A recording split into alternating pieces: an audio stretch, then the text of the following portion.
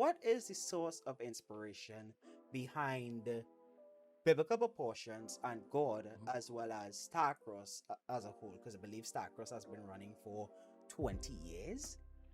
Yeah, we started around 1998, if I'm accurate. Um, and back then, so I was always drawing my whole life, and some of my friends from high school, we drew also. And then as we would come up with characters, and a lot of those characters I'm still using today, since probably like 1990, the late 90s.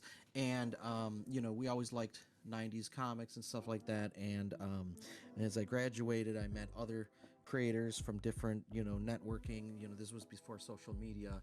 And then we got together and we were all drawing stuff, and we said we should form a comic company. And then I had come up with actually at that time it was Starcross Studio. And we came up with I already had Starstruck, so I had a lot of star themes going on. And my friend and I are Christians, so we said, oh, something like a cross or something.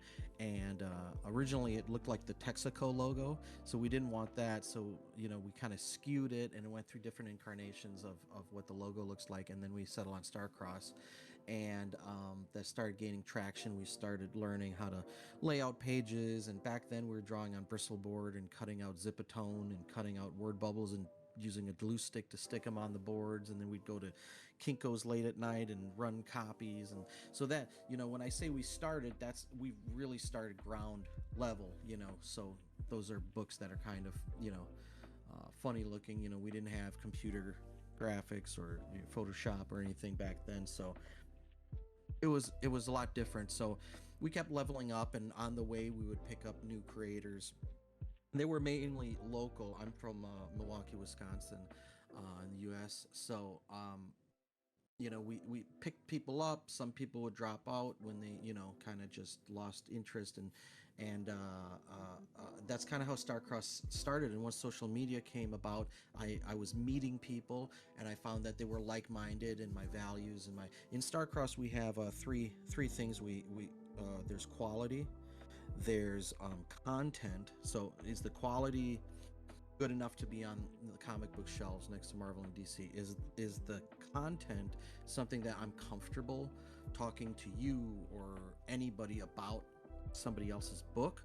And is the creator, you know, someone that I can work with, someone who's not ego driven, someone who is easy to uh, understand criticism. It's funny. I'm gonna say it was never a requirement to be a Christian to be in Starcross, but everybody is, and it just happened that way. It wasn't so now. So if I met somebody that ended up being in Starcross and they weren't Christian, they could still be in if they meet all the other criteria.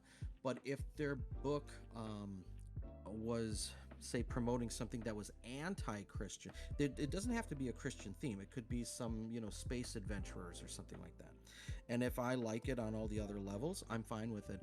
But if their book starts talking about how Christianity is bad, or that Christians are bad, or this worldview is something that is in sharp contrast to my beliefs, then I wouldn't feel comfortable being behind it, pushing it.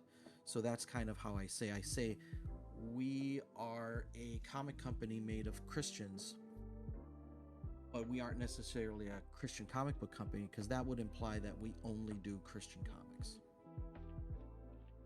100%, 100% get you on that. I know, like, it's just, I know sometimes I try to do my best with it when promoting you guys as well, on making sure not to pigeonhole you Yep. guys into that Christian comic book company theme, but rather I use like terms like Evan David says, which I Yeah. personally going to love, gospel infused entertainment. Because when you put Christian comic book or Christian this or anything, especially within the entertainment world, you automatically get an extra level of scrutiny placed Yes. on top of it, that I know is, especially in the indie space at times, is hard to jump over. But that's Oh awesome to yeah, if hear. you start the sentence with, "Oh, it's a Christian comic," people aren't even going to open it. Not even You gonna know, open it, yeah. so I try to lead with, well, this story is about these, kind of superheroes, kind of sci-fi, it has these elements, it has the Antichrist, and it has, Nephilim, and and then I start talking about what it's about, and then they start grasping these are kind of biblical themes. But I don't say that. I'm just, I talk about what the story is. Um, and then that's just how it goes, and we want people to get into the characters and stories. I always struggled with, like, you know for a long time I struggled with the G.O.D story, with how much of this am I trying to make like 100% prophecy accurate, and how much of it am I trying to just make up out of the blue just because I like comic books. So I finally settled in, because I have my own views on, you know, say the book of Revelation, and I realized, just do a comic book. Do a comic book drawing from what you know, which is, you know, uh, apocalyptic themes, and biblical sourcing, um, and draw from what you know for your stories. And if some things are what you believe, and if some things are more a fantastical view of that, that's fine, because that's a comic book. If you were doing a reference guide to Revelation, you'd want to be, 100% accurate without your tweaking. So I always say, this is my tweaking to some of the fantastical elements of of Revelation and such. Um, Even when I make my characters that are, say, let's just say some angels or this or that, I do put in my belief process to what these beings are, what they do, and what they don't do. But I also don't get too deep into the philosophy, because, again, this is a comic book, so they want a little exposition, but they want some action, they want some cool elements to the story, some fun, some cool looking characters, and they just want to have fun reading the book and go, wow, I can't wait to see what happens in the next book. I really like these characters and this and that, and then they don't necessarily take in that these are biblical themes or biblical worldview, which is what it is. It always goes back to, as Evan says, gospel infused entertainment. Yeah. Because well, I mean, hearing the story behind like Starcross, how you started it, always brings me back to, well, the scripture my mom gave me when I told her I wanted to do content creation all those years ago, and has been a recurring theme on, well, a recurring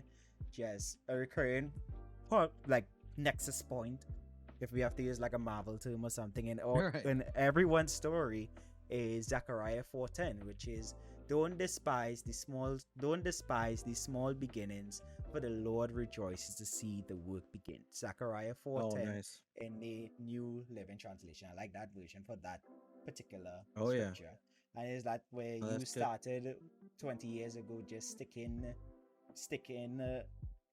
piecing together stories on Bristol boards and stuff, and now you got 2 issues into a whole, what I think is like 10 plus, more than 10 different creators into one book for a Yeah. crossover series. So in biblical proportions, there's about 30 Why characters from unique characters creators. from And in Starcross Comics alone, we have 15 creators. So 15 individual creators who have their own series. And then I went outside and grabbed, about, 15 more creators that are good friends of mine, that kind of fit well, and brought them in. And that's, it's kind of like a thing where I'd love to work with you on something at some point. So I just took the initiative to just do this big story where we get to bring everybody in. And there's still more um, characters that are you haven't seen that are going to appear in issue 3 and 3 4. and 4. Yeah. So I look forward to it. Make sure guys to go check it out over at starcrosscomics.com.